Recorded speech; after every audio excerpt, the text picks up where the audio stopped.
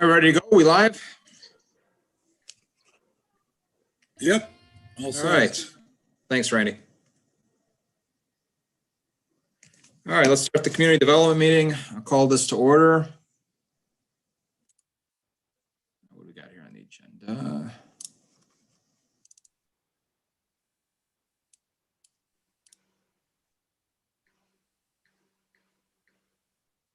All right, we'll start with the roll call.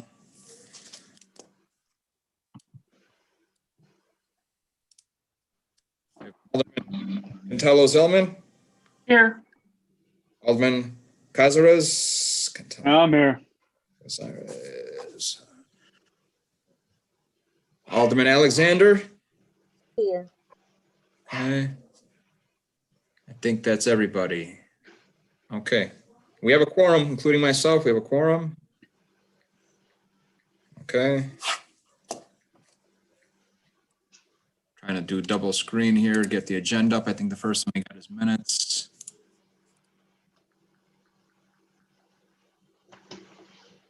All right. I didn't receive any public comment emailed to me for this meeting. Under old business, approval of the Community Development Committee minutes from our last meeting in December 9th, 2020. And I re-emailed those back out, and I believe it was included in the packet also. Is there a motion to approve that? I'll make a motion. Second by Mech. A second. I see you, Alderman Mech. All right, I'll put you on there. All right, motion's made and seconded. Any questions? All in favor, say aye. Aye. Any opposed? All right, motion carries. All right, second thing we have the review and approval for a business development grant program reimbursement for a Takira Jalisco awning on the canopy located 12259 Western Avenue. This is the one that, if anybody's seen it, on the corner of 123rd Western, they got this beautiful new awning that we approved a few months back in our committee. This reimbursement, it is up. So we need a motion to approve the reimbursement. Motion, Cazares. Second it, Zylman. Second by Zylman. Any question? All in favor, say aye. Aye. Any opposed? All right, motion carries. And there's the whole purpose of that grant program is to improve. That whole corner now is improved greatly with the new canopy, and that was the purpose of this grant now. We just need more people to start doing it. There's more than enough money in that account. And just like this business and other ones that between the committee members and people in the city, we just got to let people know their money is there. Just apply for it. And we can even help them apply for it like we did with this one. All right, so number 2, discussion and approval of the library usage of the city parking lot on York Street, directly north of the library for small community events on an ongoing basis beginning on March 20th, 21. The library director emailed me just asking the process for this. There really isn't a process in place other than approving it at the city level. So I would say we approve it at the committee here, and then I'll forward it to the mayor's and clerk's office, and if they need anything from the library. But we are one and the same. The library is part of the city, so I don't think there's an issue here. It's more of just informing the departments that they're going to be using some of the parking spaces in that parking lot those several weekends beginning March 20th. So if there's any questions on this, I'm not sure if she's on this meeting or not, but I didn't think there was a real big need. I don't see her on here.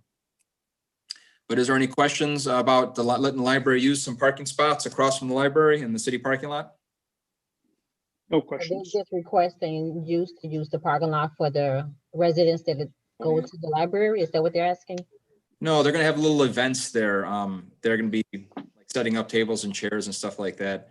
And it's only a minimal part of the parking spots they're using for a few weekends in the summer. So I mean, historically, they used to use a lot more than a couple spots, and if I recall, those were a lot of fun. yeah. Those events that they would have. So yeah, this is totally a. All right. Well, if there's a good thing. motion in a second, we'll send it to the mayor and clerk's office to just verify if there's any legal requirement needed. We can pass it through the committee. So is there a motion? Motion, Cazares. I'll second it, Zylman. All right. Any questions? Yes. Are they going to be submitting a schedule of the events that they're going to be having? And times, Yes, so the first one's March 20th. Depending on COVID restrictions and the weather and stuff like that, I only started out with the March 20th one, but yeah, they would have to submit everything individually. Like I said, there's no process in place that I'm aware of. So this is a starting point. So I'm sure it's just like how when people request for block clubs and stuff like that, it would have to go through city council. The little difference is they're part of us. So it's probably just more of a streamlined situation. So it's the first one's March 20th. So that'd be the earliest one, depending on the weather and the COVID restrictions. Then going forward, ones after that, they can do it on rotating basis. So like they'll like if it's like, let's say it's gonna be a carnival, they'll have to go and get permission, right? I mean, tell us at least what event it is like that, or is there a limit what they could do there? I'm just curious. Yeah, they're only asking for a few parking spots across from the library. Okay. It's not, Okay. yeah, it's not, they're not asking for the entire parking lot. Okay. So motion's made. There's a second. Any other questions? All in favor, say aye. Aye. Aye. Any opposed? All right, motion carries. Next, we have discussion and guidance on tobacco food store. Is Howard on the line right now? Howard is here. Howard, how you doing? Doing well. All right. I'm sorry, I came in late here and usually I have the stuff printed out, so I'm going back and forth between screens. But did you want to basically brief the committee on this topic and we'll go from there? Okay. Very simple. We're starting to get more and more application for tobacco stores. Some of them they're coming in as a tobacco store. Some of them come in as a food store / tobacco.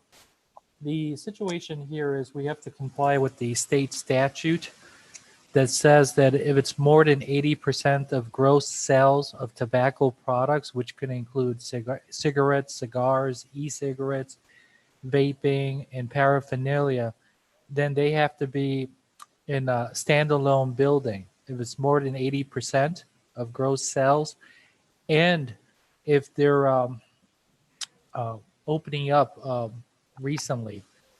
The cutoff date was January 2008 or 9. You could be located in a strip mall. You were grandfathered, but today anything new has to be a standalone because it has to comply with the Illinois smoke-free law that says even though this person is not smoking something inside of the tobacco store, but they could be smoking outside of it. So it should be in a standalone building. So if other people are going over to, let's say, Starbucks and a strip mall, they're not encountering secondhand smoke from people smoking outside of a tobacco store. So in this situation, we're getting more and more of this. The problem here is they fill out these business license applications and they give us very little information. They don't give us a floor plan, which should be drawn to scale, a business plan, what they intend to sell. So I'm asking for more and more information. So these two that I've added, Tornado and the other one, are good examples of how I'm getting more of these applications. I have another one that also submitted recently with the same idea. They want to open up in a small locale, more than 1,000 square feet, and they want to sell it in a strip mall area.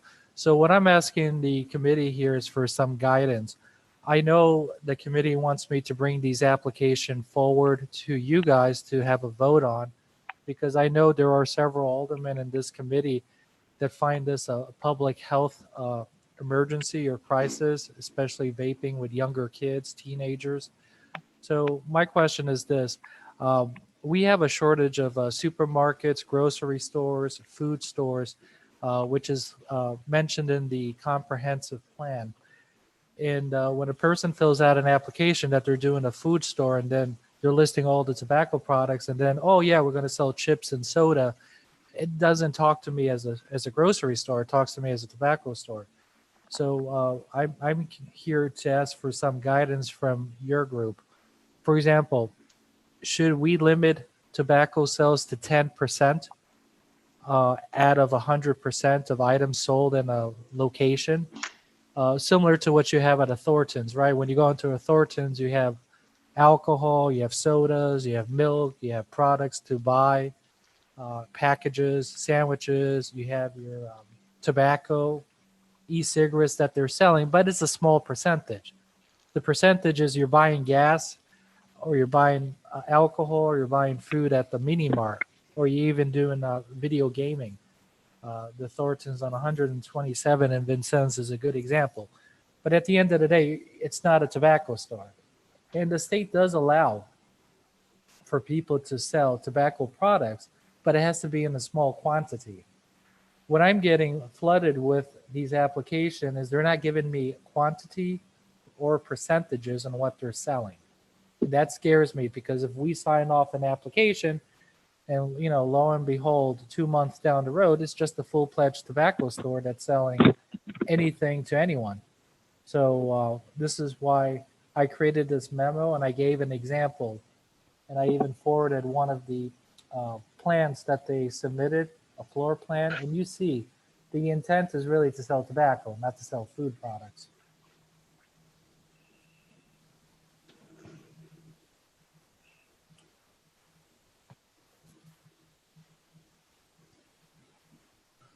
So how should we approach this? I'm going to ask for a business plan, the amount of products that they sell. I even gave example, vegetable, fruits, eggs, milk. I gave that list as a starter just to open the conversation with these people applying for these types of business license application. Under zoning, tobacco, milk, food, vegetable is all retail. So technically under zoning, I could sign off on it. But I know these are sensitive, this is a sensitive use, and this is why I'm here.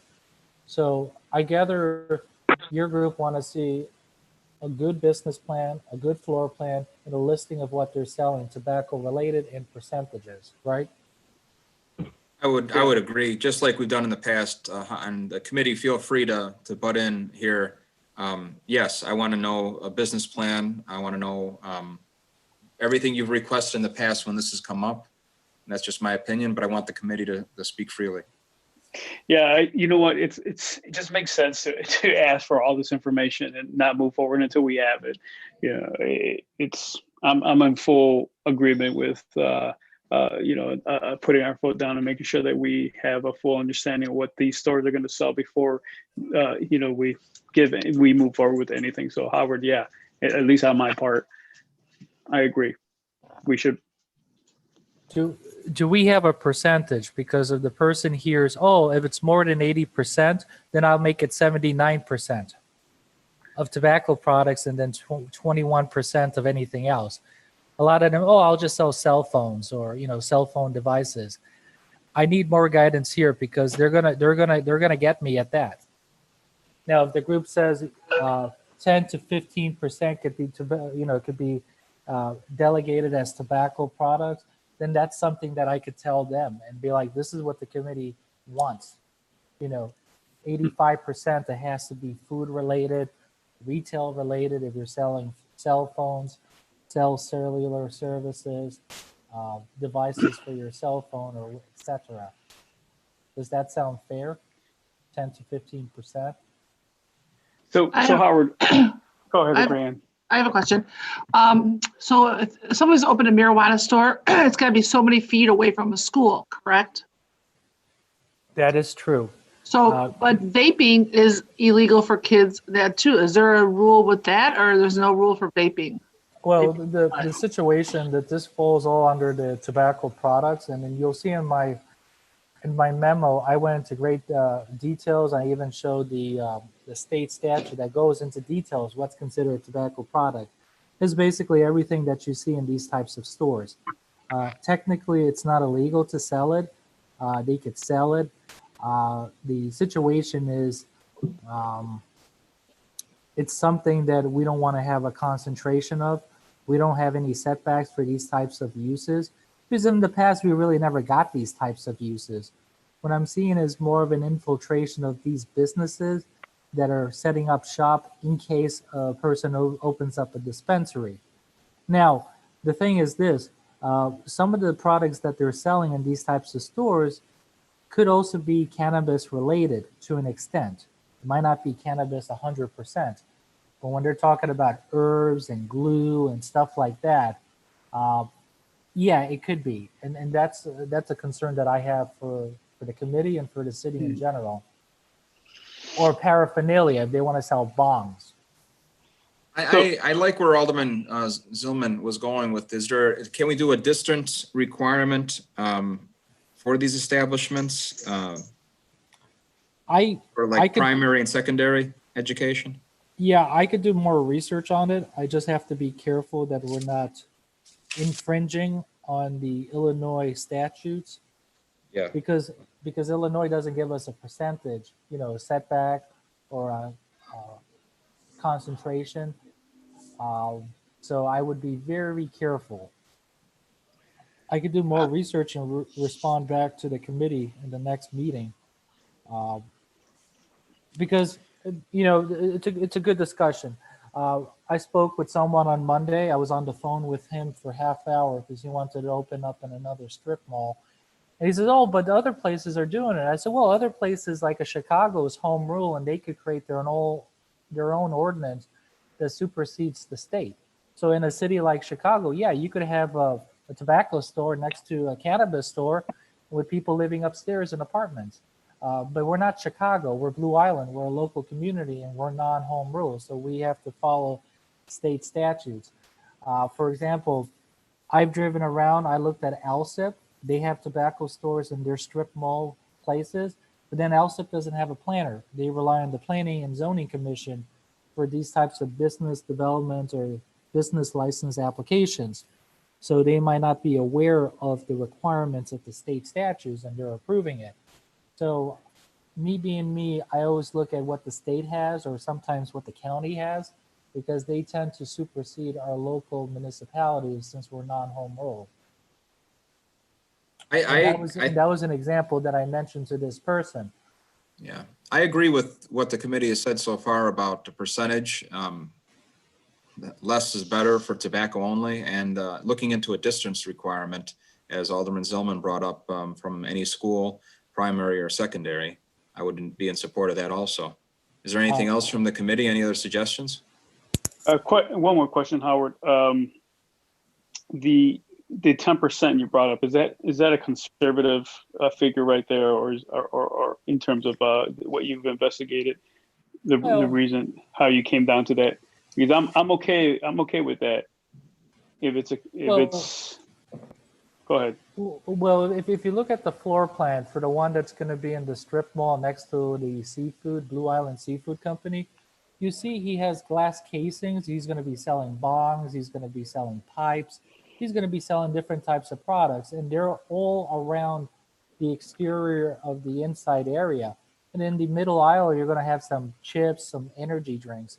So what that's showing me, it's not a food store. It's a tobacco store that's selling everything other than food. So that's a concern for me, because if I look at that, that looks like it's 20% anything and then 80% tobacco related products. And that's the problem. That's the concern that I have. They're not being very forthright in sharing me what they want to sell, the percentages or the quantity, or even telling me the products. Because I guess they're getting the same pushback from other municipalities.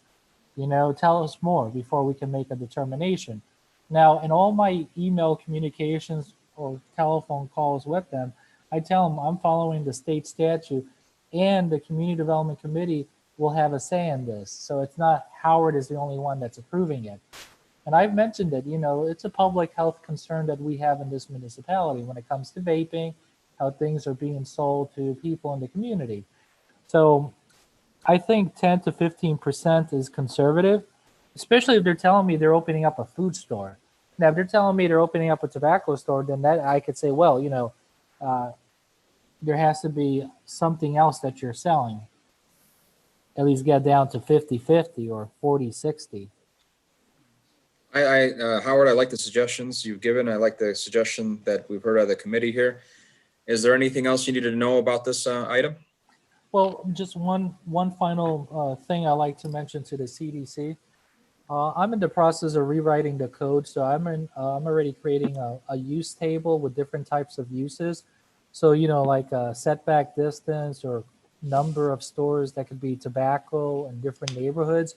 That is things that I'm working on. So I'd rather not do a knee-jerk reaction where I just create an ordinance now. I'm in the process of creating a rewrite of the zoning code, which I'm going to start sharing it to the public and to the committees, planning, zoning, community development, and other committees in the near future.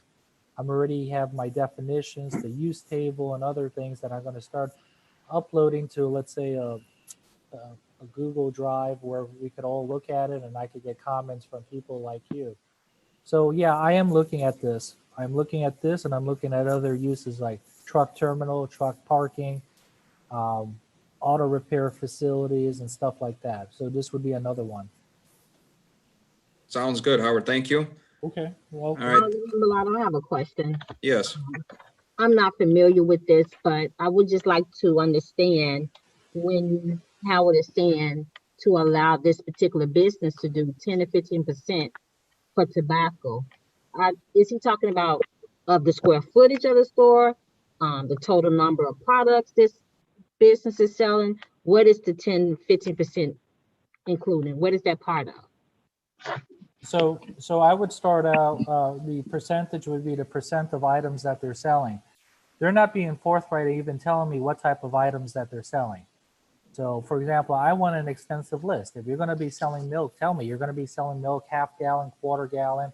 This is what, 5% of your inventory. You're going to be selling alcohol, then you need a liquor license. If you're going to be selling beer, this isn't your old-fashioned tobacco store where they're just selling tobacco, cigarettes. Cigarettes is a dying breed. They're looking at the more expensive ones, e-cigarettes and anything that's vaping related, hookah related, or paraphernalia for smoking cannabis. What I've noticed in Chicago is whenever you have a cannabis store, you also have a tobacco store that sells all the paraphernalia next door to it. And that's what I think that they're doing. They're getting themselves in place. If a dispensary store is open now, up, and then they have the accessories to help complement on your cannabis purchase.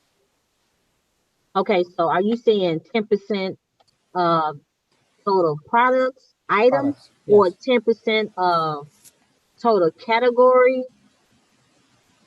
10 to 15% total products. Products. So if they sell 9 type of gums, 15 types of chips, that's 25, right? Well, if they're telling me they're a food market, like I shared in my memo with everyone, and I've shared with them also, if you're going to call yourself a food market, then you need to start selling vegetable, fruits, frozen food, cereals, milk. Let's be frank here. If you're going to be a food market, then you need to sell food stuff.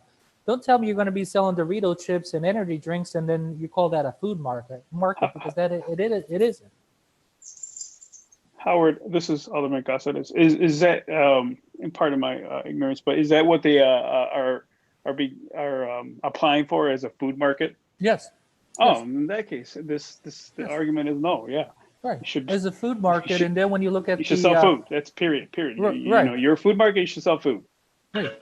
Or if they're going to be a retail store that sells, I don't know, clothing and cell phones, and they're also going to be selling tobacco products, I'll entertain the notion. I'll speak with them. But if they're coming in as a food market, because they know under the zoning they could get in as in a C1, C2, and then, when I look at their plan, or when they open up, they already have everything ready to sell bongs. The situation, and it's like I've mentioned to a lot of people, we're all very serious about this because we have that example near 119th Street near the Massey, where he came in as I don't know, as a small market, and he's just heavily selling vaping and cigarettes, e-cigarettes and stuff like that. So yeah, these are the ones that are coming in that are telling me, hey, I'm a food market. I'm coming in under this use, and I'm also going to be selling tobacco. I hear you, Howard. All right. 100% agree with you. You have my support. Thank you. 10%. All right. All right, Howard, thank you. Let's move on since I think the next couple are with you too. We have discussion for VS USA's services, the difference between a nursing home and assisted living facility, and then discussion proposal redevelopment of Metro South Hospital. I know these are related. However you want to start off. All right. First, let me speak a little bit. I generated a memo for the committee because I've spoken to different people at the planning and zoning, and there are some concerns from those members. We need to discuss, or we need to be speaking the same language when we're talking about independent living, because you'll see in the presentation that they'll present momentarily, they're talking independent living. So there might be some type of medical assistance provided to the older and younger veterans.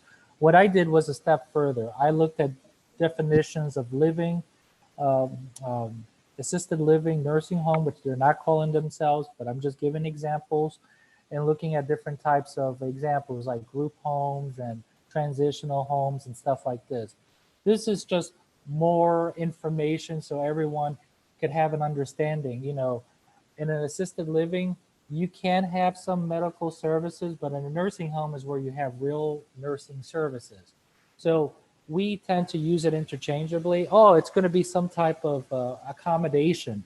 And this is where I want to have us all on the same page, where we're all asking the same question, or asking or have concerns or suggestions when VSUSA is presenting. Just like I mentioned in my memo, this is just a summary. They're in the process of submitting a master plan with several or a couple of special uses.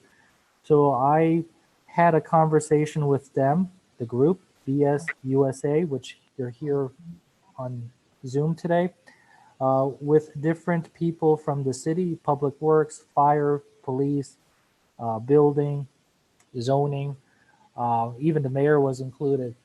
Right before Christmas, 2 weeks before Christmas, where we were looking at examples or concerns or suggestions that were mentioned and how we're going to move this application forward. So one of the things that came out of this meeting, which I suggested, was for them to do a presentation to the Community Development Committee, because there are 7 aldermen here in this committee, 7 out of 14 out of the whole city council, that, this is an opportunity. This is going to be a preliminary discussion of what they're proposing to do at the former Metro South Hospital Complex site. So I just wanted, to have this conversation. So if anyone has any questions, concerns, this is the time to voice it. So then this group, VSUSA, can create a master plan that appeases different people, planning, different groups, planning, zoning, community development, city council. What I'm trying to eliminate is for everything to go through the development process, and at city council, the aldermen are like, hey, we have no information about this. How come we weren't informed at the beginning? So I made it a point to say, you know what, we're going to have this open, transparent process, and we're going to have this conversation. So I forwarded everyone, I reduced the megabytes of the presentation that they're presenting, and they're going to be discussing momentarily. So everyone had time to review it over the last week and this weekend. Please keep in mind, this is going to go through a development review process. Whatever is discussed tonight is not formal. This is just a discussion process. As part of this process, I've also suggested to VSUSA that when they do go for their special uses in a combined manner under the master plan, that they also notice 250 feet from the building, from the property lines of the property in all directions to either existing business owner or business owners or leasees or people renting or living. So at least these people have an opportunity to discuss either for it or against it at planning and zoning. This is not part of our development review process. This is an added feature to build more consensus building, to build more transparency in the process. So that's what I have to say at this point. Again, just to highlight, I just listed different types of congregate living, just for everyone to have at least the same definition. So if you do ask questions, we're all speaking the same language here. Thank you, Howard. Who's going to do the presenting? Hi, guys.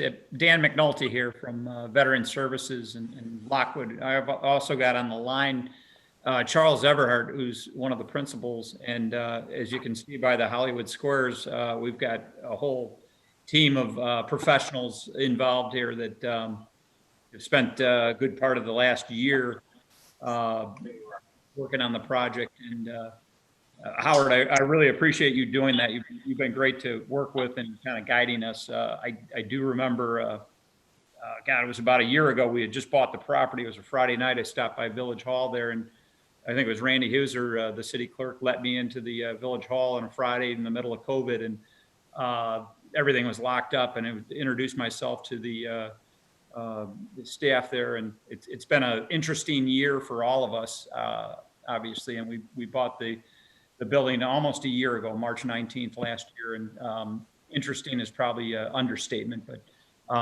that has afforded us a good amount of time to get to know the community, everybody from Ahmed and Howard and Fred. I remember walking the parking lots with you.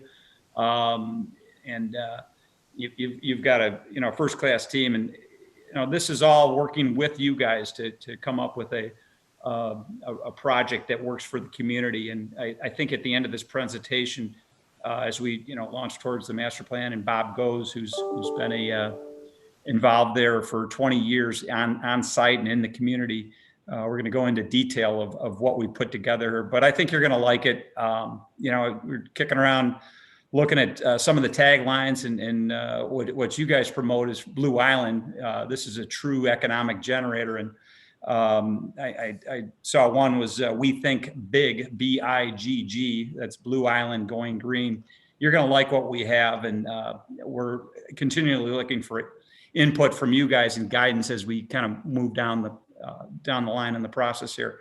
All right, Dan, I'm going to stop you for a second there. Dexter Johnson has entered the meeting. I want to acknowledge that Alderman Johnson's in there too. I see you popped up, Dex. Thank you, Chairman. All right, Dan, and I want to go right into the presentation. I'm sure the committee reviewed it. We're going to spend a lot of time reviewing this. I thank Howard for providing the opportunity to start the process. We've gone through developments in the past. The city's been burned in the past by different developments, and there's a lot of eyes on this project. And I would caution you with being transparent as possible throughout the process, because the first item that wouldn't be transparent, if something came up, would lose a lot of public favor really quick. So I wanted to caution you before you go into the presentation. I am glad you came and are going to present to the committee. And I'm sure Howard's got 1,000 dates in front of you that you got to present to too. So it's a good way to polish yourself and get ready for this. So, Okay. Thank you. And thank you. And Alderman Hawley's here as well. Oh, didn't see it, Tom. I'll add you also. All right. okay. And again, and Howard, thank you for trimming the presentation. I know we've got lots of slides there. You guys look at the full slide presentation when you get a chance. And feel free to ask questions on this call, this meeting, or in the future, contact anybody that's on here. So I won't go through who's on the call, but let's, I think Ahmed was going to put it up on the screen for everybody. If you could do that, we could get started. If anybody on our team wants to say anything additionally, again, I appreciate this opportunity with the state occupying the building for the last year. It's given us a good opportunity to get where we are with our Robert Marsico is our zoning attorney, and we've got Bob Goes as the architect. We've got a lot of folks that are involved in the community that are helping us get to this point and further down the road. So I feel like we've just gotten started, but we've been at it for a year. So we're excited. I think I see Ahmed there. He was going to put it up on the screen.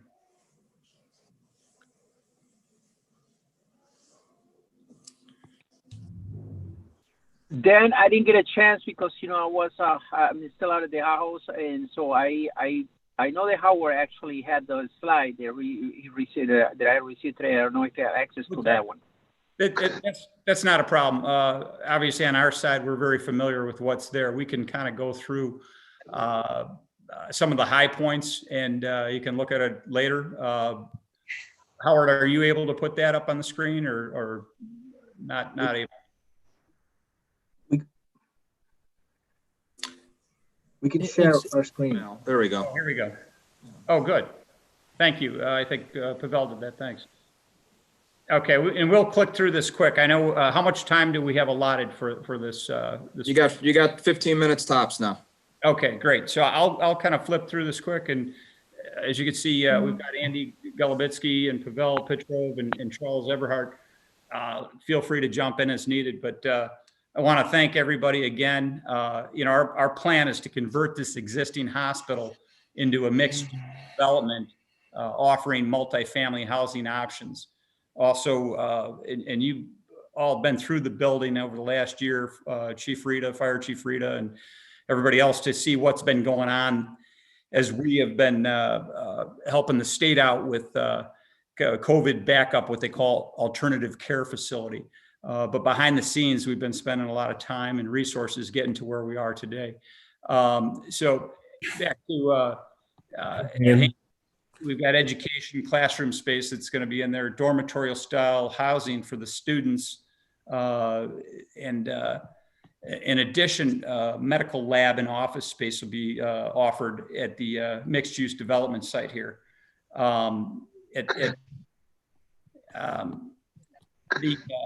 It's as you know, this is a big chunk of real estate for Blue Island. So it has always been a big economic generator for the community. This, I think, at the end of the day, net will be quite a plus for you guys for a bunch of reasons. There's a multiplier effect that will be in place with the demographic of the workers, but also the visitors and also the staff that we have here with the multifaceted offerings that we have here. So, hey, Dan Charles. Yes. I just wanted to clarify when this conversation first started and exactly what we're doing as far as the housing component. So we are offering independent housing, senior independent housing, and primarily focused on our veteran community. The only healthcare that we are offering as it relates to our residents is being done through our adult daycare. And we have Dr. Griff on the phone, and maybe because we are short on time, I'd like Merle, could you just maybe give a brief explanation of the healthcare services? Because I know that was part of the opening discussion that there was some unclarity on. So maybe we could just get that into the forefront of this discussion, and then we can go through some of the design items. Thank you very much. Can you hear me? Yes. Okay. So Sarah Care Adult Daycare will be in the building, and we take care of seniors primarily, especially veterans during the day. We're open Monday through Friday from 7 in the morning till 6 at night. And we're taking care of people who may just be very frail, may be very isolated, may be depressed, or someone who has Parkinson's disease or has had a stroke. We are staffed with nurses and nursing assistants, but people come to us during the day to have their healthcare monitored, get their medications, and go home at night to their homes and to their families. We expect that some of the seniors that are going to be living in the independent living apartments will come down to the Sarah Care Center to get assistance with monitoring their health and staying as healthy as possible. I'm a gerontologist, and I can tell you definitely this is not a nursing home. Absolutely not. It's not an assisted living with a memory care area in it. It is actually independent living. There may be some services, but in every independent living, there are services that come in, sometimes very often home care is coming in to assist the people who are living there. But our primary health care delivery will be through the Adult Day Health Center. Are there any questions about that? Oh my gosh, did I answer everything? I'm sorry, this is Alderman Johnson. And you're stating that it's not an adult daycare, is that what you're saying, or not a nursing home? It's not, it is an adult day health center. It is. It is not a nursing home. It is not an acute care facility. So no emergency room there? No emergency room.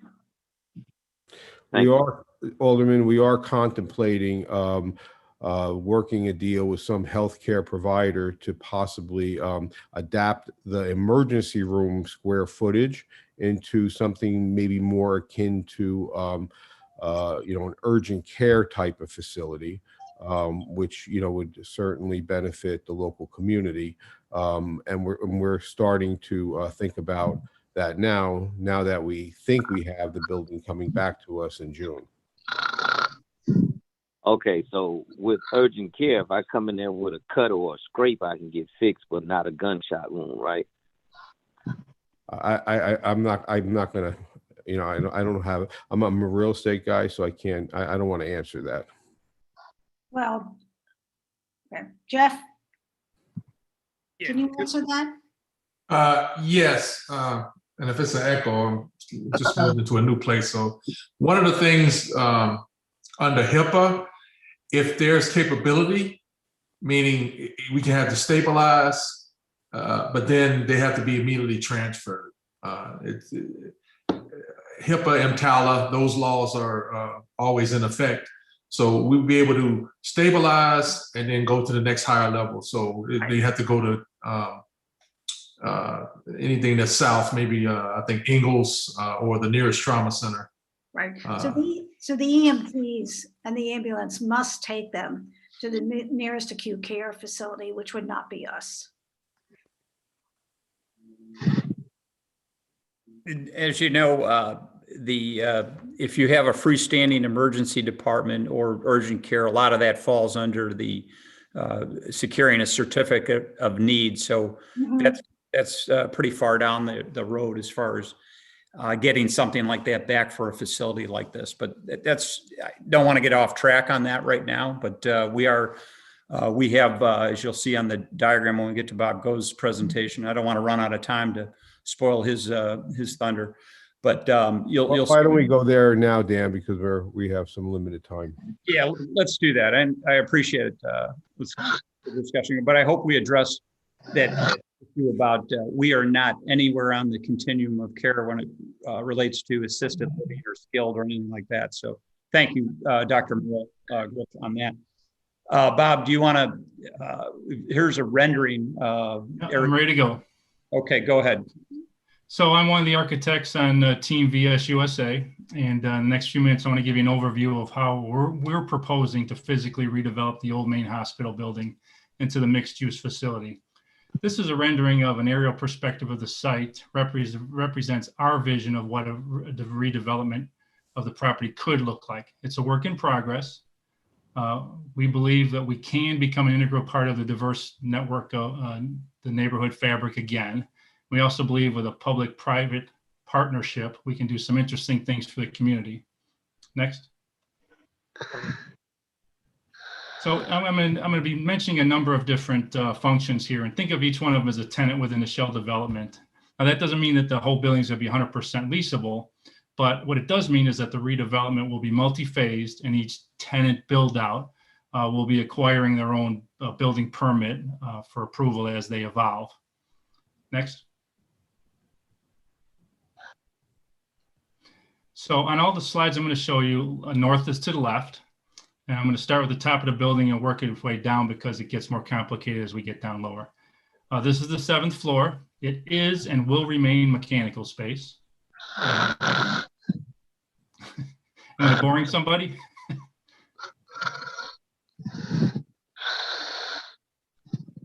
Next. The top floors of the building are a big H shape. So when the upper floors were added, the east half of the H of the 6th floor was planned, but it was never built. So we're proposing to complete that section at this time. This is the only additional square footage being added to the building and totals about 20,000 square feet of residences and amenities. This is illustrated at the top of the screen with the red dotted line around it. The 6th floor is being programmed for a combination of 1-bedroom and efficiency units for independent housing of veterans. As Dan and Charles mentioned, the demographic being targeted are male and females over 55. Next. The 5th floor is essentially the same as the 6th floor, but both halves are existing. Next. The fifth floor is essentially the same as the Fourth floor. fourth floor. Yeah, fourth floor. We have the same veteran housing on the east side in yellow. The blue area on the west side is programmed for student housing, and these are two-person dorm-style living arrangements with communal bathroom functions. The target demographic here are for the younger 20 to 30-year-old age bracket, I guess, single and married veterans returning from service. Next. The third floor is essentially the same as the fourth, just slightly larger. Next. The second floor is a combination of housing, educational, and an ambulatory surgical treatment center, better known as an ASTC, in the old same-day surgery suite. On floors 2 through 6 were combined. We're programming 88 one-bedroom and 87 efficiency veteran units for a total of 175 apartments and 100 two-person student dorm units. The educational component programmed here on this floor and on the other floors are for the younger veteran job training and on-the-job experiences to augment their classroom education, as Dan said, to ensure successful transition back into civilian life. The ASTC is separately licensed by IDPH and are commonly located in office and retail buildings. A CON will be required, as mentioned. Separate generator will be needed, as well as a host of other specialized standalone requirements. Next. The first floor is being programmed for the Adult Day Healthcare Center, that would be in green, an educational and conferencing center in blue, and some other minor components anticipated are vendor spaces such as coffee, sandwich, and other retail operators, as well as a chapel and temple for daily worship, primarily because the chapel is currently there now. Next. The mezzanine is being programmed for the 24-hour, 7 days a week urgent care clinic in the old ER space, which is adjacent to the existing imaging equipment. At this time, we're anticipating leaving the old ambulance bay as a hospital transport garage in the event the clinic patients need to be taken to a hospital. Once a tenant is identified, this amenity will be defined more. Also programmed is a PTOT specialty suite in the center of the floor, a medical technician education suite between the PTOT clinic and the imaging center. And the suite is programmed to facilitate the training of imaging and rehab tech specialists. There's a wound care clinic on the east side adjacent to the existing exterior oxygen tanks at the top of the screen there. We're anticipating 2 to 4 hyperbaric chambers. And then finally in yellow is the kitchen and cafeteria that will remain in their current locations. Cafeteria is anticipated to be open for the breakfast, lunch, and dinner for staff, patrons visiting the building, residents, and the community at large. Next. The ground floor will house a lot of the back of the house functions. Also the resident main entry, which is the yellow piece at the top, office mail functions on the east side, a fitness center, which is the purple area, a great deal of lab research space, all the maroon stuff in the lower left. And the existing pharmacy is being programmed to remain at this time, but we don't have a lab operator as yet, so the need for this function will be reevaluated as that tenant becomes available. In any event, it is not intended for over-the-counter sales. Next. So the following slides basically graphically show the intended use superimposed on the aerial photographs of the building. This is a view looking south. This is a view looking east from the Western Street side. This is looking north. And then finally looking west. All right, this matrix delineates how much program spaces fall into place in the UTOD zoning uses. As you can see, most are currently permitted as identified with the Ps, and only the educational component, fast food vendors, and the chapels require the special use, which has the S. And finally, on the right-hand side is the square footage of each element. Next. From a site perspective, we have a parking tower and a number of surface lots at our disposal. We understand the neglected state of the surface lots. We intend on repaving them, adding landscaping, perimeter screening, improving the lighting where feasible. It's our intent to partner with the city planners to come to some reasonable accommodations. Finally, we're in discussions with Kelly Connolly from the traffic consultant Sam Schwartz from Chicago to prepare traffic and parking studies to ensure that there are no adverse effects to the current parking shortage in the district and that no added burden be placed on the district's current vehicular circulation patterns. Next. So this concludes my discussion of the physical redevelopment, and we will entertain any questions or comments you may have. Thank you, Bob. This is Alderman Cazares. My question, I love seeing the multifamily space and the student dormitory dedicated area. How does BSUSA intend to fill those spaces? Is this through like a application process, or is it going to be a open to the public, first come first serve type of situation? Yes, a good question. This is Charles. So we intend on starting a marketing and application process. We will be predominantly marketing to our senior veteran community through different channels that we have established with local VA offices, as well as certain levels of distribution that are available to our primary resident. Because we are supported by the government's FHA programs, we cannot discriminate against folks that are not veterans.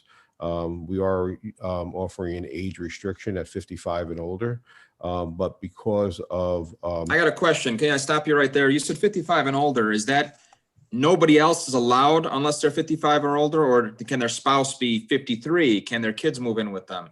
No. Say about that question. Yeah, it's a senior facility, so it's 55. So nobody under 55 at all is allowed in the building? No, they can come in the building, they just can't be a resident. Mm-hmm. How do you police that? Well, they have an application, right? I mean, anybody can come in as a guest and be a welcome guest of a resident there. But when they have their application, they have, we have a know your customer application. They have, social security numbers. We do an application process just like any other multifamily project. And then once they're accepted, then they become the resident, and they can have, again, anybody they want to visit them. It's just the actual residency. But right.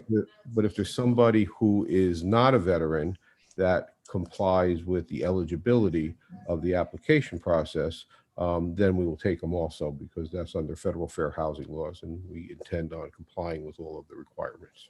All right, going on the same wavelength. I'm a landlord myself, multiple properties in town here. What are your lease terms are going to be? A year, 2 years? What's the penalty of non-conforming to that? They have other people move in and they're there, obviously, and they're under 55. What would be the process for following that? So we're going to be looking at 1-year leases. That's, a traditional term as far as our program goes. If somebody can't pay, and listen, we're sensitive and empathetic to our veteran community. So, we're certainly not going to, sue somebody for not paying, and we'll try to work with them the best way we can. But we obviously are, we have our own bond financing that we have to service. So we have to be very careful with our screening process as well. And, we do a screening process, I'm sure, just like you, that, there's certain levels of persons that, could not come in, such as sexual predators and folks like that. Okay, thank you. Thank you, Charles. Another question for you. Your philosophy, besides the student facilities, the student dormitories, is your philosophy based around housing as a stepping stone to, I want to say, other means of living, or is your facility going to be designed around providing housing for a long term, pending that the leases are met? Lease contracts are met, and so on. What we are presenting is pretty much what we are intending on keeping long term. We are not a stepping stone to skilled nursing or assisted living. We are independent housing. So we intend on having this type of resident for long term. On the other side of the education, those are students that are coming in. Most of them we anticipate to be currently active service members coming out of duty. And we really are spending a lot of time working through the relationship between the elder and the younger folks, so that there's a camaraderie there that will be special and helpful to everyone involved as a resident in the building. I have a question, Alderman. I'm sorry, Alderman. Go ahead. I'll follow up with another. Excuse my ignorance. I didn't see anything that was dedicated to social or mental health facilities in the maps that you showed us. Is there anything going to be provided in terms of those aspects? Mental health. So in the adult daycare, Merle, maybe you want to just pick this up a little bit. Sure. So we will be able to deal with, especially in seniors, some form of depression. However, we are not a day treatment center.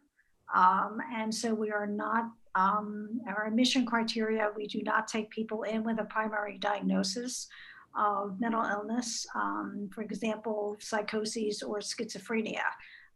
We're also not a drug rehab center.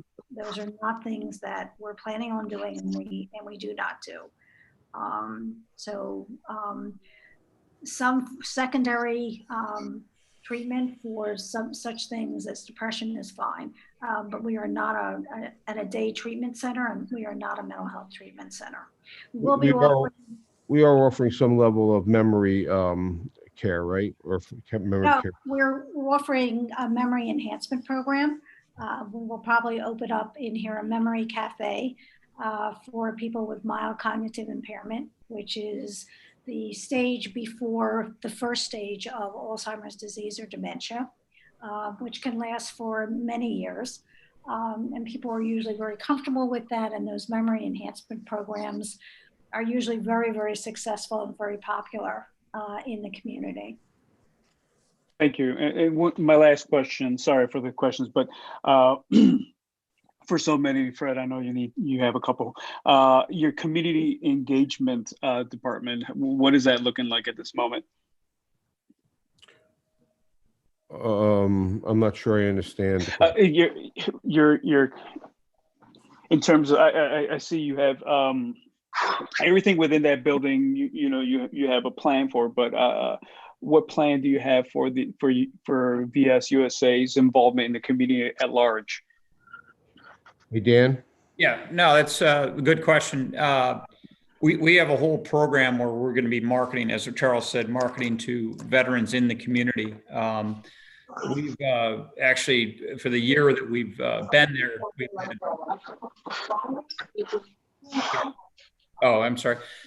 for the year that we've been there, we've communicated with different businesses and residents and got a lot of input of what they're looking for. But we're at the stage right now where we're launching forward towards this master plan, and community engagement will be various. We'll work with you guys on direction on that. But one of the items that when we first bought the building, we were donating some food to some of the local shelters, and I think that that felt like a natural because we have such a large kitchen there. So I think as one of our programs is that we're going to continue to support that effort, with the local churches and shelters in the community. And we'll be working on putting together more of a comprehensive program. We've been really stagnated because the state has taken the building from us, and we haven't really been able to get our wheels of motion moving from an operation standpoint. We've really been spending most of our time on planning and design. But once we get a little further along, we'll be able to give you a little bit more of a robust table in the porch. Right. I'm just going to run and get them. Thank you, Dan. Thank you, Dan. Thank you, Charles. That's it for me. Additionally, we've hospital for 2 months with COVID. He's out now. I'm like, well, at least you're hopefully well. Okay. Like, yeah, we all tested negative. I'm like, oh, great. Excuse me. Can we check our microphones for mute the button, please? Yeah, it looks like Tom. But Bill, a good question. We've reached out to and had substantive discussions with Father Dennis across the street, across York there. Obviously, you know about the parish that's going to be combining with St. Walter's. So there's a lot going on there, but he's been great and kept him apprised of what we're doing, as well as Moraine Valley. As you know, they've got a satellite location just a block and a half to the west on Western there. Probably early on to tell you details of some of the exact tenancy, but the vocational programs that they offer is much aligned with what our mission is as far as the vocational job training and career placement. So groups like Moraine Valley, folks that are in the area right now, we've had discussions, and we will let you know as that becomes more substantive. And again, this is something that we're doing with you guys, and we just want to make sure we walk down the yellow brick road together here. So, and if you have any suggestions about, specific community involvement programs that you would like to share with us, that would be helpful. Of course. I mean, Blue Island has a fantastic business. Basically, we have a really good community of businesses that are involved in the community. So we'd love to see that with all our businesses in Blue Island, especially the one that is right center and cannot be missed. Also, make sure your Wi-Fi is good. Okay. That's it for me.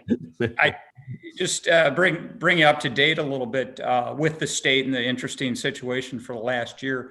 We were actually given just recently the medical office building, or the professional, they referred to it as the pavilion building back. And we've had an aggressive and very successful lease up there. As you know, the former Pronger Smith medical group, which was right next door, have gone full circle. And now they are kind of our lead tenant there in that building. It's part of the Silver Cross network. A high-grade tenant, great multi-discipline practice there that's occupying the 5th floor. And again, I want to thank you, Ahmed and Howard, for helping us fast track that. They needed to be in a short period of time, and it was a pleasure dealing with the city of Blue Island to make all that happen. So I appreciate it, and Chief Rita as well. So thank you. So I would like to also, Jeff, you have been very instrumental in an important effort for us to help affiliate the nursing school here. So maybe you could just add a couple of kind of final notes as to the efforts that have been coming to fruition and what that effort is going to look like from an operations perspective. Sure. Thank you, Charles. And let everybody know that you're a South Sider of Chicago. Yeah. I am a Chicago native. My mother lives over in Alsip, not too far from, right off 123rd Street. So not too far from the facility. And I grew up on the South Side as Charles. I'm a graduate of Lynn High School and Southern Illinois University. So you're a veteran. And I'm also a retired lieutenant colonel, registered nurse from the Army, and I've serviced in the Navy and the Marine Corps as well. So my roots are pretty strong. When I got myself involved with VSUSA and found out about this project, I had made a suggestion about partnering with nursing schools, and we've partnered with Khan Academy out there in Madison, and looking to, as Dan put it, partner with Moraine Valley as well because of their allied health component. So the plans that we have they're not pie in the sky. They're really rock solid, going to affect the community and be a motion for change and economic redevelopment. I know that I remember when it was in the news that it closed and those 800 jobs that are no longer there. Well, I believe with what we're talking about, we're bringing those 800 jobs back, and then the ancillary services that we're going to be providing, such as catering or staffing the facility and the cleaning of the position. So we're definitely into the development of the community and pulling from that community folks to work. And I know each and every one of you folks are interested in keeping your constituents employed. And to Alderman Cazares, you talk about community involvement. Are you talking about like Little League sponsoring some programs over at Ritchie's High School or Eisenhower rather, High School or things of that effect, or even partnering with the local VFW chapter or things to that effect? Absolutely. You know, your reach is only limited by your abilities. So yeah, you know, all the way from our youth community being programs being impacted by your service, by your support to, you know, the community at large, you know, food pantries, stocking food pantries, like you said earlier, that's all great stuff. So I'm not going to, you know, put anyone in line. I'm sure as soon as you open those front doors, I'm sure you'll begin to get organizations within the community that will come to you with a reaching hand, open hand, hoping to create a relationship. I just want to make sure that someone at this facility, at this organization, does have someone to answer those questions. Right. When you and anyone can answer this question, what do you all expect from us? Because I think we're in a unique position where we are a civilian 501c3 pending program that really wants to have a great partnership with the city leadership. And we're not just talking, we're going to be here for a year and then go. We want to be there and not only have depth in the community, but a large breadth. And we want to really have a positive impact in the community. And so this right here is telling me that you all are interested. We have something that's beneficial across the board. Our organization is extremely diverse. It's very eclectic. And we have a lot of extremely talented and bright people, both military and civilian. And I don't think you will find any entity like us that's willing to do and put the effort for the city of Blue Island. Yeah, basically, being part of the community is what I'm asking for. I'm pretty sure everyone that's on this call and everyone that will listen to this will want whomever is moving in, which is you guys, to be as much of a part of the community as our local church or more long-term businesses. So, you know, your presence at the next farmers market or community outreach events, to, you know, being a voice at the next major town, city, hall, you know, being a voice in how our city is run. So yeah, I think you covered it. Yeah, and Bill, thank you. We've got boots on the ground, as you know. Jeannie Kennedy's been there a couple decades, as well as the other folks that we're going to bring back, Mark Vandenrood and the rest that have been there almost 30 years. You know, kind of the key thing that's going on here is, you know, it's no secret that Quorum, who was the former owner, they lost about $18 million a year, and that was not sustainable. Before that, it was the sisters, the nuns from St. Louis, St. Francis. Many on the call here actually were born at this hospital. And that was, you know, you've got different structure there. They can sustain losses for only so long. A lot of that is the reality of, you know, kind of the payer mix. But what we're bringing to the forefront here for everybody is the right mix of, you know, certain medical componentry, which is, you know, the urgent care, the surgery center, medical lab, but also the residential part, which is key for the vets and non-vets. But also the vocational is incredible. I think it was Charles Dickens in Tale of Two Cities said it was the best of times, worst of times. This is a terrible time with the pandemic, what it's done to the hospitality industry, which is a big part of our business model. These prices on hotels and the occupancy rates have dropped, but also hospitals before the pandemic in certain areas because of the payer mix. You just got to figure out a new innovative and creative way to redeploy or readapt those. And Charles Everhart and the team here has really put together a plan that kind of addresses that for the community to get, you know, a good asset that's going to be an economic generator. And, hate to quote Dickens this late at night, but it is a terrible time economic wise. But I think this is a real plus for the community of Blue Island when you look at plans. I want to just say that my son was born at Mercy Hospital, right, in Chicago. And I just literally 2 seconds ago got notice that, you get these pop-up news notices, and Mercy Hospital just filed bankruptcy. And I don't think it's the first time they filed bankruptcy. Might be their second or third time, right? It just popped up that said it just filed. So it's just interesting to see why we're on the call. All right, it's already 8:10. Howard, is there anything else regarding this situation that you would like to add? Well, you've seen the presentation. There's a question mark about the urgent care part of it. What they're proposing is affordable housing for both younger and older people, and adult daycare and medical offices. Yeah, we're not proposing housing. And I'm not going to go back and forth. You finish your presentation. I'm going to let Howard do some comments. I'm going to give some comments, and the alderman might have any questions. Then we're going to move on with our agenda. Okay. So Howard, do you have anything else to say?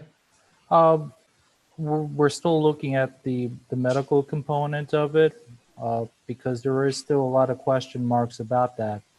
Under the UTOD, the only classification that's similar to what they're proposing is for a hospital. So there might be a text amendment change if they're going to be providing some type of medical care, which they say they're not. But no, everything should be able to go in an office setting.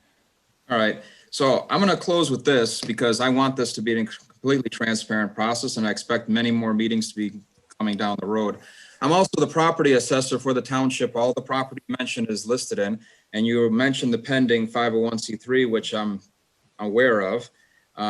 My biggest concern is, as a school board member on the church that you mentioned across the street, as the township tax assessor, as an alderman, and amongst other things, family and landlord in town, will you be more of a burden for the town, or will you be a benefit for the town? If you're going for a nonprofit, we're going to lose the tax revenue the property has been getting for many years now, and that's going to be something I'm going to have to come over. You would have to sell the city council, because I'll be on the other side saying the benefits and disadvantages of taking on such a large amount of people living in a property right in the middle of town without paying any property taxes. And you mentioned some restaurants inside, and we have restaurants on our business district that can really use the sales tax, amongst other things. I like the idea.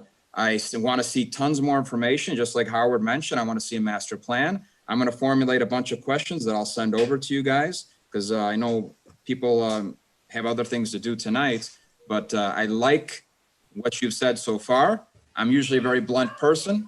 I've met with Dan in the past. I liked certain things that he said, but I have still a lot of questions that need to be answered. Mr. Bellotti, just to clear one point, our housing component is going to be a for-profit paying real estate taxes. Our education component is what we're going to be talking about under a 501c3. Okay, thank you for clarifying that, because that's one of the questions I was going to ask also. And I'll give you plenty of opportunity. I just wanted to put it all into one email, and I'll send it over to you guys. Thank you So very do much. any of the aldermen have any other additional questions for them? This is Alderman Zylman. I just want to say, I reached out to the committee last year for our farmers market, even though with the pandemic, and they did allow the school district to run the farmers market. So I will vouch for these guys. Good. Thank you. And we just shoveled the city park there at the corner of Western and York. We had some issues getting that all cleared for you, but the gazebo and everything is electrified. So okay, good. I can send my letter over tomorrow for this year. Thank you. You got it.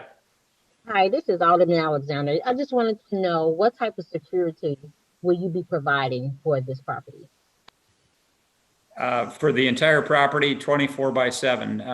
Obviously, we have a brand to protect here, and we're going to make sure that this is much more secure than anything like it. Our concern is the well-being of our residents, the visitors, the staff, and everything. So we'll have a full security plan on this. So it'll be lit up. It'll be great. You'll like the greenery. You'll like everything about it. So security is first and foremost, I mean, it's a great community, it's a great project, but we're going to make sure everybody's safe. Thank you, though. Okay, also, I saw where you have several locations. Real briefly, if you can just tell us the top 3 ways that your property has impacted the community. Well, most of the properties, I would say all of our properties have been all purchased within the last 2 years. And the other hospitals, the large ones, are now under construction. So the impact is really from job creation at this point. Once we get through we're in the process of doing somewhere between 20 and 30 properties right now, but we're not at the point of doing operations yet. We're still in development. Okay, so you don't have any statistics as to how, your property is impacting the communities where they're being built at this time. I mean, the only items right now really appear on our website and our press releases and the different media and how we are being received in different communities, and we're all over the country. We're in, Memphis and Orlando and Reading and Tulsa and Ohio, and every one of these communities sees what we're doing as a positive, and they're all approving us for zoning changes from a hotel to a mixed-use project. But from an operations, all we could really do is point at some other properties that are similar to us, but not under our operation. We do have success in telling you that when Dr. Merle Griff was on the speaker earlier, she has 23 operating locations under her umbrella, and they're and Merle, maybe you want to just say what kind of impact or response you got from the community on the Sarah Care operations. Sure, thank you. Our response has been very, very positive, and one of the reasons why is because we're able to keep people in their homes, whether it be in the independent living units or in their homes within the community. We also have, to your point, very, very active community service projects in our Sarah Care Center, in addition to what's in the independent living.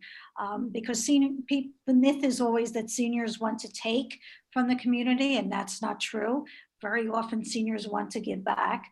And so our seniors have done a variety of community projects, including collecting books for homeless shelters, giving other types of books and things for domestic violence, battered women's shelter. They've done Wishes Can Happen. They've done lots and lots of community service work, including stuffing envelopes for not-for-profit charitable events, which is very helpful. So they're very engaged in the community, and the community is very engaged with them. So the response has been very, very positive. We're in 14 states, and the response has always been very positive. And I'll just say one more note on this, that our relationship with Khan Academy down in Madison, they have also, if you look at their website, they have 100% graduation rate. And we are bringing them up to Blue Island, and that program will be part and parcel of our nurse training program at this facility. And I think that they have had a very good track record into the community. Just 20 seconds to thoughts on that. As I said before, and I think resonating with Charles and Dr. Merrill said, but on the economic impact, it's profound. We're, with open arms in different communities, a lot of the hotels and hospitals, the hospitals are either closed and they're never going to be opened again as an operating hospital. You know how it is to get a hospital relicensed and get JCO to get approvals and IDPH and everybody else. But it's just not going to happen with the hotels. 30% occupancy, they're not coming back. So we're doing a good service here that, brings it back to the, on the tax rolls, brings jobs back and make it a true, not a blight to the community, but a real super plus here. And, we'll talk more about, the small educational component, but everything else is taxable, as Charles indicated.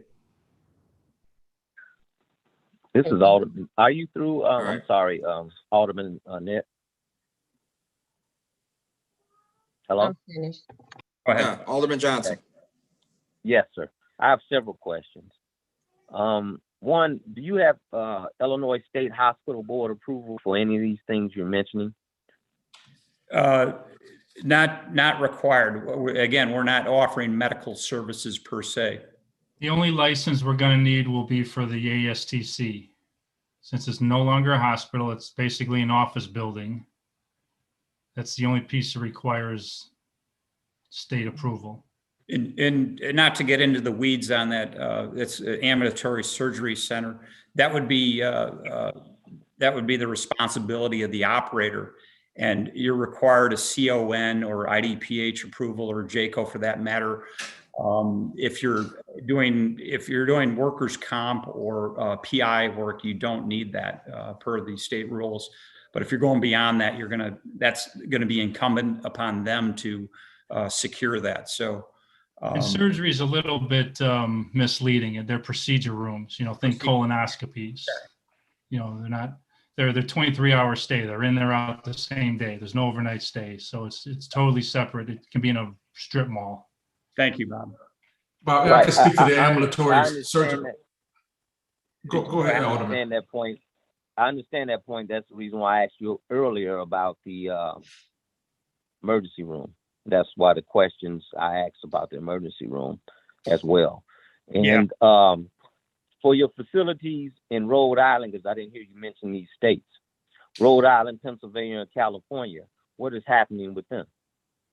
In Rhode Island, we just closed. Rhode Island was a hospital that was operated by a big healthcare provider that had 13,000 employees. They closed about 2 years ago, and we had to get Attorney General approval. So it took us about 18 months to get the deed restriction to allow our use. We finally got it done about a month ago, and we closed on it. We're now in a pre-development process. Construction and development is now underway. In Newcastle, Pennsylvania, St. Francis Hospital, we bought that also a little past a year ago, and that's also in the construction process. These are big closed hospitals that really need a lot of work, and we're putting in tens of millions, if not ultimately hundreds of millions of dollars of rehab money into those. In California, we do not have a facility at this point, and we have lots of hotels, which is a bit of a different model. But the hospitals that we currently own are Rhode Island, Newcastle, Pennsylvania, and Blue Island, and we're going to have a fourth one in St. Louis. So from my understanding, you're investors, whether it's hotels, things of that nature, daycare centers for seniors. Because my thing is, we're trying to attract people to move to Blue Island. I don't think seniors are really trying to buy homes right now, And the next thing is, how do you feel about bringing these people into a community, a close-knit community, such as a living facility that you just explained, due to these high COVID numbers that we have? And do you have any vaccinations that you're going to be given to these patients, or what are you going to do to kind of secure my thought and my feeling about the people and the residents of Blue Island by bringing in so many people in this cluster? Well, I think what we're trying to accomplish here is that we're trying to offer affordable housing to a senior marketplace that for our veterans, and it's going to be a community that's going to have camaraderie and other services that are going to be available. As far as the community at large, I think that it'll be these are not problem people. These are folks that we're all proud of. So I think that there's going to be a certain sense of honor and wanting to be a part of the community, just because that's the nature of most of our veteran community. Jeff, I don't know if you want to jump in anything more on that. Sure. I understand what you're saying, but that does not have anything to do with having COVID, because COVID affects the highly political all the way down to the poor.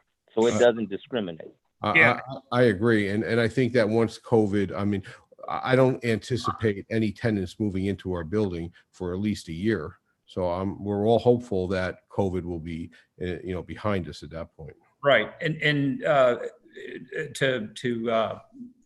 a little footnote on that, we have our architects and engineers on the phone too, but we've incorporated, everything is changing in the development and design world right now to incorporate different safeguards for that, whether it's, ingress, egress points, elevatoring, what have you. So yes, that's front of mind that, if this doesn't go away for 2 to 5 years or whatever, it's a new reality. It's a new normal. It's decimated, I'll say it for the 5th time. It's decimated these industries, hospitals and hotels and residential. We're trying to make, we've got a great plan. We think that's going to be, it's going to take into account COVID. And, you'll see that as we move in.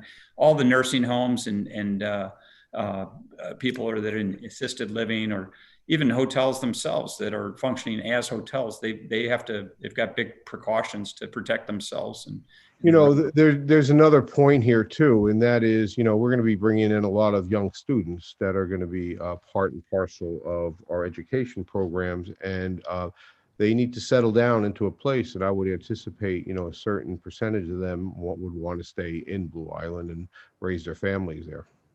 Also want to mention the fact that, yes, it's adult daycare, but we still have a responsibility of maintaining infection control.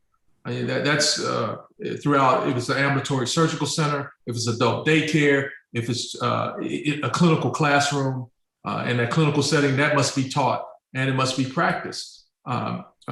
Alderman Johnson, I know that COVID, and as Dan and Charles have said, yes, it's affecting us and impacting now, but also what's also being new methods of infection control are keeping or even outpacing the infection rates of COVID in some places, because that's the main, and not to get in too far into the weeds with epidemiology, but this is a communicable organism, much like we had Legionnaires or the flu and other diseases that we fought. It's not pie in the sky. Your concerns are warranted, but again, as a professional nurse and healthcare professional, infection control is always on the leading edge. So we're not going to be taking immunocompromised folks in the facility, because that can lead to massive infections. And so those are the things that the people who are going to be involved will be vetted, examined, and by physicians, and passed on. That information will be passed on to us. All right, we're way in the weeds and I'm about with I'm about in agreement with Alderman Bilotto about going back and forth.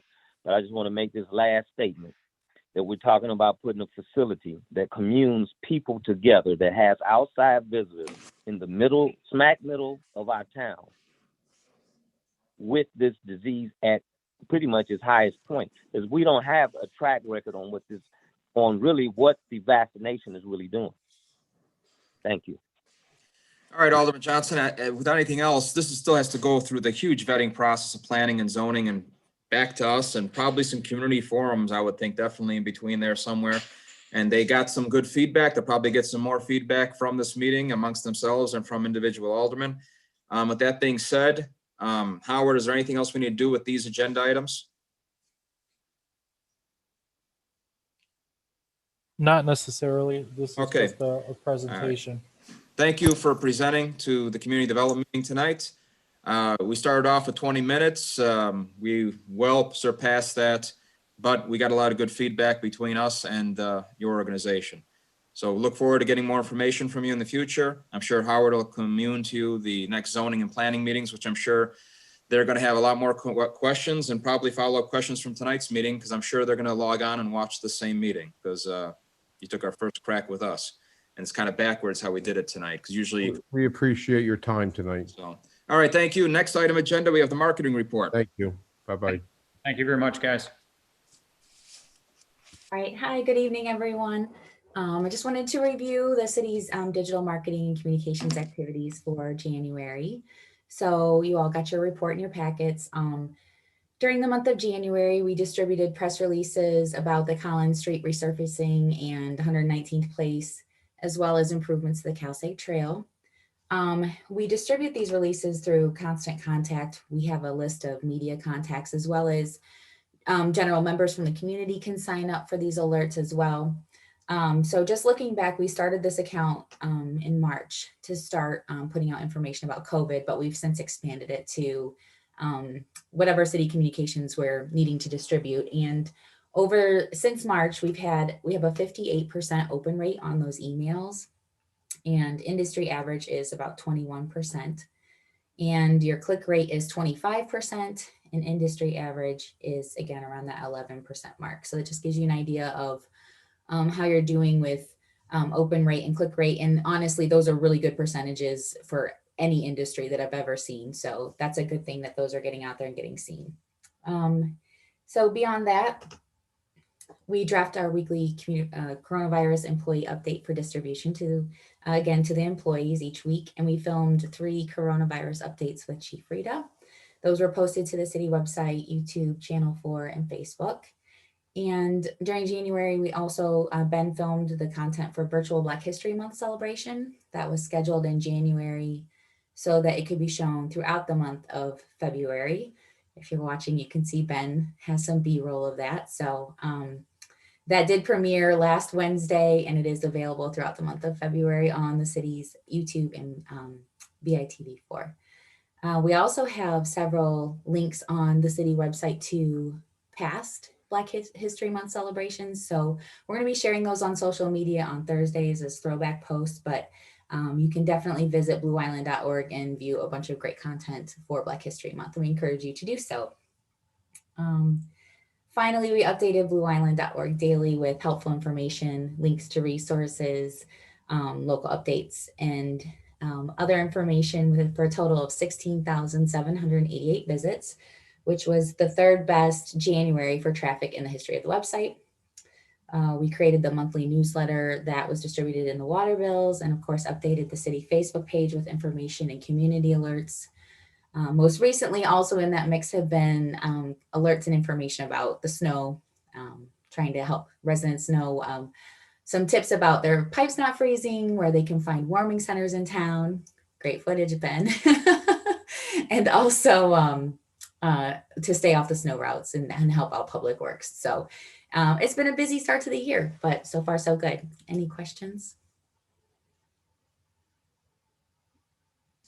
Any questions? Good job. Good job, Sarah. Nice B-roll. Nice B-roll, Ben. Thank you. All right. All right. Thank you, Ms. Brown. Thank you. Building report, Ahmed Santino.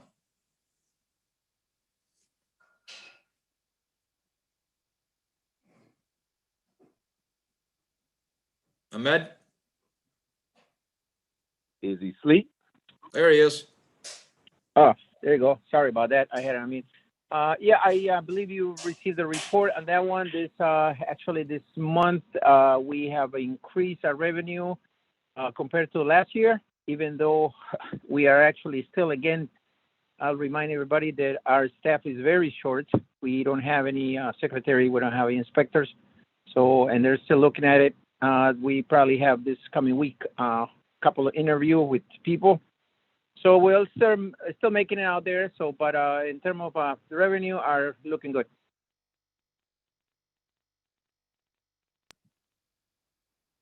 I'm sorry, I was muted myself. So the businesses have asked again, any updates on the Maple Tree, the old Maple Tree location? No, that one I'm putting something together that I'm gonna. I haven't had a chance to send it to the attorneys so they can process and they can go on, because we're going to go definitely this time. We're not stopping anything. We're going for demolition. All right. I have a question. Alderman? Yes. I heard tonight, did the Mexican restaurant Tashian, how do you say it? Is that closed now? Yeah, is that closed now? And my question is, if they're selling it, what's the property that they built on? Is that their property or is that the hospital property? The little room they built? It's on the hospital property. I know the answer to that one, but I don't know about the other answer. Which building is this? The one on Western? Yeah. The one, yeah, next to the hospital parking lot, the Mexican restaurant. Are they closed? Are they selling, or how, do you know anything about that? Are they closed for good? I had some conversation a while back. This was almost at the end of the year with the owner, and he was actually considering closing permanently. He was only leasing the place. Yeah. Oh, he was leasing it? So, because I was just wondering if he sells it, does he sell that addition, or, 'cause I know it's hospital property. I wasn't sure how that worked. No, I have to look into it because, you know, he was only listening into the, you know, he was listening to the premises. He was not the owner. Okay. Mhm. Thank you. I got this is Alderman Johnson. I got a question, and you might know the answer. With the old Libby building off Western, are we doing anything with that building? Because it's been zoned for not for occupancy, but we still had that ABC cooling place in there, the Gorilla Cage place. Well, we got in touch with the one that claims to be the owner, which is actually Mother Sorrow, John. We are not allowed to go to a building as mandated by the attorney because that is still in litigation. So there's nothing we can do about that. We try. We actually posted the stop order, and also we stopped also the not fit for occupancy. But there's nothing else we can do because we're not allowed. We were trying to get in touch with them again, but Chief Rita in building department, we're trying to get in, but we're not allowed to.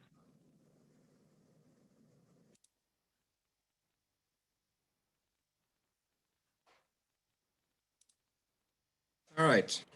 Any other questions? If nothing else, I need a motion to adjourn. Motion to adjourn. You Okay, can have a motion's second. made by Alderman Alderman Zylman. Cassidy. Second by Cazares. Cazares. All right, good. Any questions? All in favor, say aye. Aye. Any opposed? Hey.